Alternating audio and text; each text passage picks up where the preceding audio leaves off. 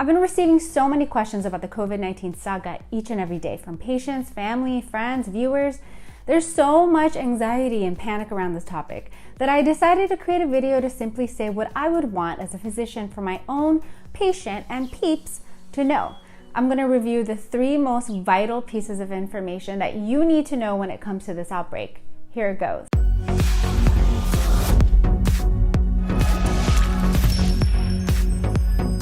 If it's your first time here, I'm Dr. Madge. Consider subscribing to this channel for up-to-date medical topics, news, and headlines. First of all, today's date is March 10th, 2020. Things can change rapidly through time, so it's vital to know the timing and the surrounding context of what I'm reviewing today because it may change tomorrow. So if there are 3 things that I'd want you to know about the COVID-19 virus, this is what it would be. Number 1, try not to obsess over numbers. Numbers reported in the media can sometimes be a little misleading. So the World Health Organization recently reported a CFR, which is a case fatality rate, a term that you may have been hearing a buzz about, which is a fraction of the deaths among confirmed cases. Now, this seems to be the number 1 number that the media is fixated on, so let's talk about it. Note that most data that we have on this virus right now are based on how it behaved in China.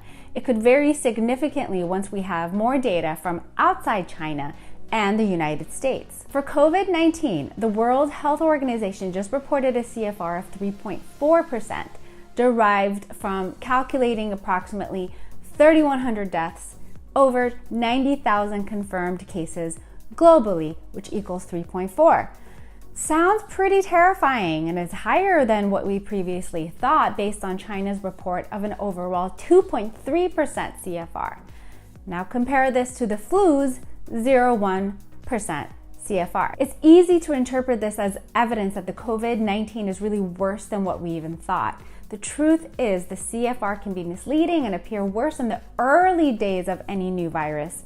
And the COVID-19 is definitely in its infancy since its birth in December of 2019. Because we don't know the denominator yet, meaning the number of people who really have been infected. We haven't tested enough people in this country, meaning the US. And since most illnesses are mild, we may never catch these people who weren't sick enough to come in to be seen at the doctor's office, urgent care, or the emergency room.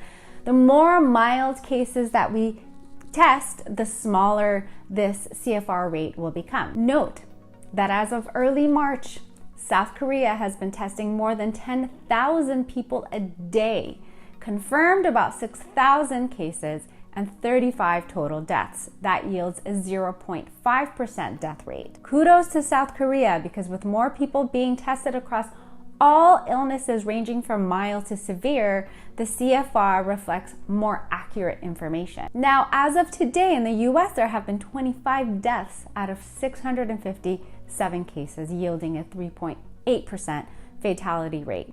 Now, it's not because for some reason the virus is just more fatal in the US, but it's because we barely just started testing in this country. Heck, we don't even have enough testing kits. I can't believe it. Hence, missing infected people with mild cases and creating a falsely elevated CFR. Note that the fatality rate will also vary by age. Most deaths have been in those aged 60 or higher, increasing with each decade significantly, with children being the lowest risk. With that being said, the CDC just released an advisory statement this past week.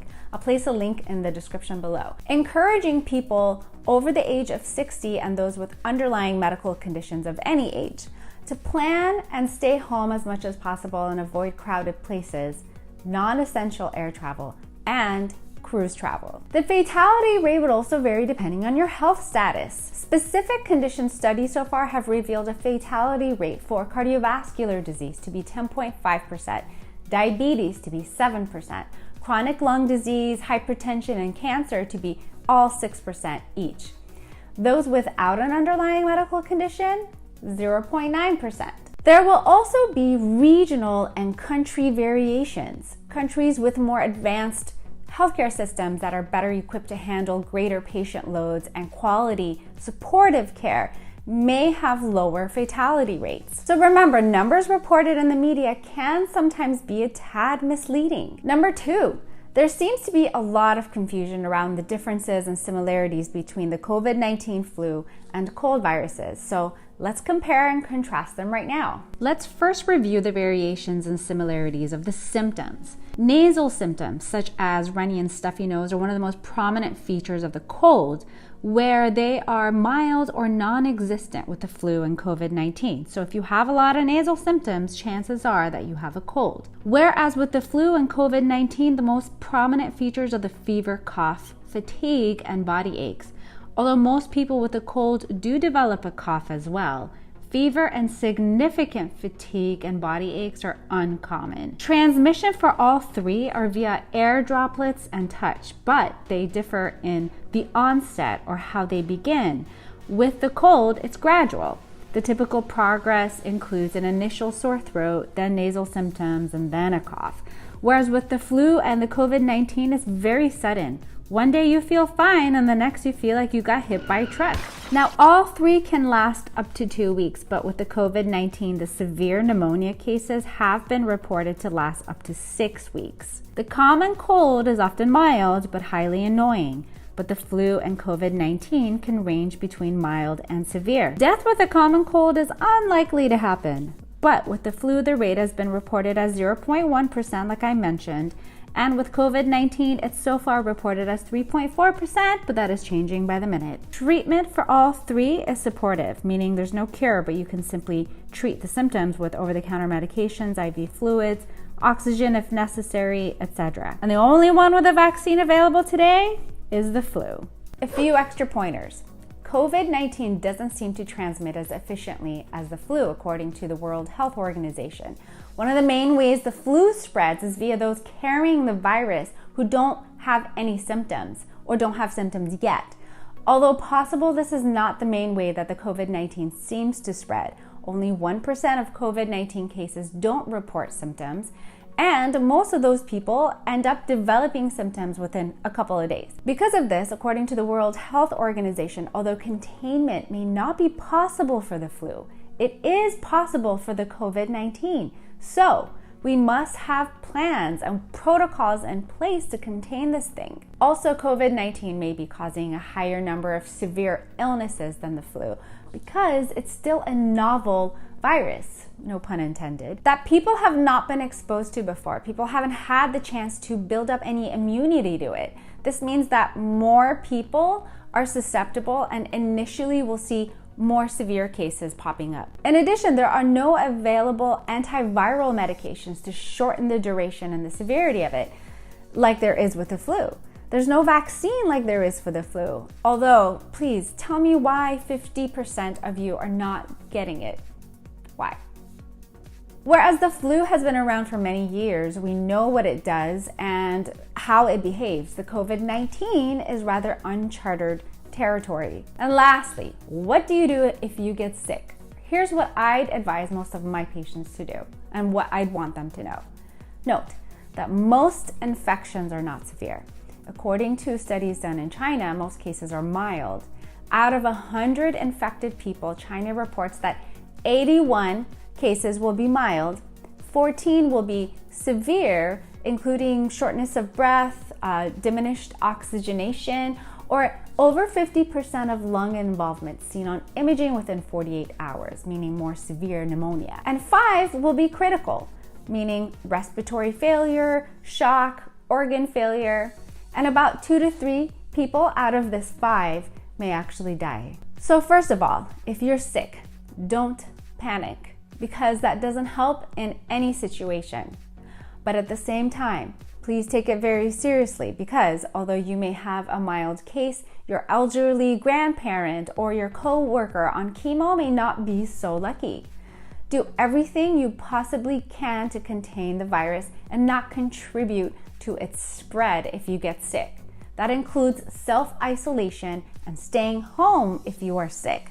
I cannot stress that enough. I was absolutely floored to see one of the school districts send out an email that encourages parents to take their kids and themselves to the doctor to just get tested if they're sick, not even specifying what sick actually really means. No, The last thing you want to do is waltz into a medical facility at the first sign of a sniffle or sore throat and spread these nasty viruses to other patients in the waiting room. Many are frail seniors and are people with underlying medical conditions, and the last thing that they need is to get plagued with the flu or the COVID-19. So most COVID-19 flu and cold cases are mild, like I mentioned, and the safest place for these people is the home for mild cases. For anyone with confirmed or suspected COVID-19, the CDC recommends that you stay home until you're free of a fever, defined as 100.4 degrees or higher, signs of a fever, and any other respiratory symptom, meaning cough mostly, for at least 24 hours. This is without using fever reducers or medications, by the way. But for everyone else sick with a fever and or cough who are wondering if you should come in or not, or if you should get tested or not, please call your doctor first. They will triage your symptoms and then determine if, when, where you should be seen to be evaluated and or possibly tested in order to minimize risk to others and yourselves. And they will be prepared and ready to mask and directly escort you into an isolation room upon your arrival, rather than having you expose other people while trying to figure out what you're there for and where to direct you to. Calling ahead will also save you time spent waiting to be seen, especially if the medical facility is filled to overcapacity with these illnesses. This can very well happen. There are only a few isolation rooms max per medical building. Did you guys know that? Regular exam rooms are not the same thing as an isolation room. If you are short of breath or have difficulty breathing though, by all means, do not hesitate to call 911. But if you decide to drive to the emergency room on your own, please call the ER to give them a heads up before you enter their building. Please seek more reputable sources for your information, like the CDC or the World Health Organization. I'll place links to those in the description down below, and follow their guidance. Note that the CDC does not recommend the use of masks or protective equipment if you're not sick. Prices of medical N95 masks and medical gowns have more than tripled, and there's a serious shortage that is leaving the medical community who is fighting in the trenches vulnerable and without the necessary tools to fight this thing. Now, if you are sick, then you should put that mask on to prevent its spread to others. Now, it doesn't have to be an N95 mask, different situation. But the store shortages and the fights over the hand sanitizers, bottled water, and toilet paper are seriously unnecessary and a little embarrassing, might I add. I mean, this shouldn't be happening in this country. We should be preparing for what we need, but not clearing out the shelves. For tips on how to prevent the spread of these nasty viruses, make sure to check out the second half of my prior video on the coronavirus saga. If you found this information valuable, which is always my goal, please subscribe, ring that bell so that you don't miss any of my videos, like, and then consider sharing it with someone else who may find this video useful. I will be keeping you updated on the latest medical topics and news as this virus pans out, as always. Until next time, please stay safe.